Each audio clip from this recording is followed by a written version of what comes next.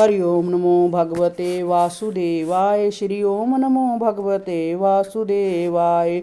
जन्म उत्सव के बाद नंद महाराज ने कंस सरकार का वार्षिक कर चुकता करने के उद्देश्य से मथुरा जाने का निश्चय किया। जाने से पूर्व उन्होंने गांव के समक्ष ग्वालों को बुलाया और अपनी अनुपस्थिति में वृंदावन की देखरेख करने का आदेश दिया। जब नंद महाराज मथुरा आए तो वासुदेव को समाचार मिला और वह अपने मित्र को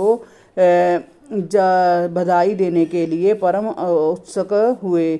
वे तुरंत उस स्थान में गए जहां नंद महाराज ठहरे थे। जब नंद के वासुदेव को देखा तो उन्हें लगा मानो नया जीवन दान मिला है। नंद भी भाव विभोर होकर खड़े हो गए और उन्होंने वासुदेव का आलिंगन किया। वासुदेव का स्वागत करके उन्हें सुंदर आसन पर बिठाया गया। उस समय वासुदेव अपने उन दोनों पुत्रों के लिए उत्सुक थे जिन्हें नंद की जानकारी के बिना उनके संरक्षण में रखा गया था। वासुदेव ने अत्यंत चिंतापूर्वक उनके विषय में पूछताछ की। कृष्ण और बलराम दोनों ही वासुदेव के पुत्र थे। बलराम को वासुदेव की ही पत्नी रोहिणी के गर्भ में स्थानांतरित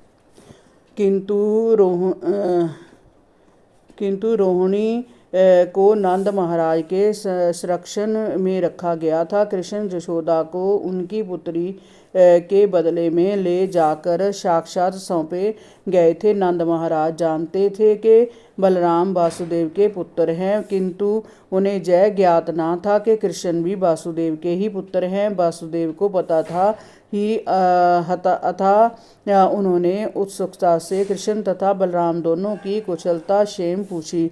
फिर वासुदेव ने नंद की को संबोधित करते हुए कहा, बंधुवर, इस वृद्धावस्था में आपकी परम इच्छा थी कि पुत्र उत्पन्न हो, किंतु आपके कोई पुत्र उत्पन्न ना हुआ।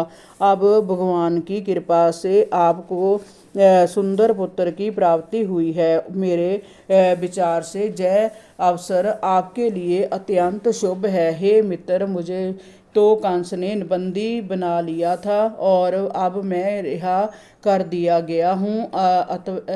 अतएव मेरे लिए यह नया जन्म है। मुझे आशा ना थी कि आपके दर्शन कर सकूंगा, किंतु ईश्वर की कृपा से मैं आपको देख रहा हूँ। वासुदेव ने कृष्ण के संबंध में इस तरह अपनी चिंता व्यक्त की। कृष्ण को गुप्त रूप से माता यशोदा की शैया में भेजा गया था और अब उनके जन्मोत्सव को धूमधाम से मनाने के बाद नंद मथुरा आए थे। अतः वासुदेव अत्यंत प्रसन्न हुए और बोले, जय मेरा नया जन्म है।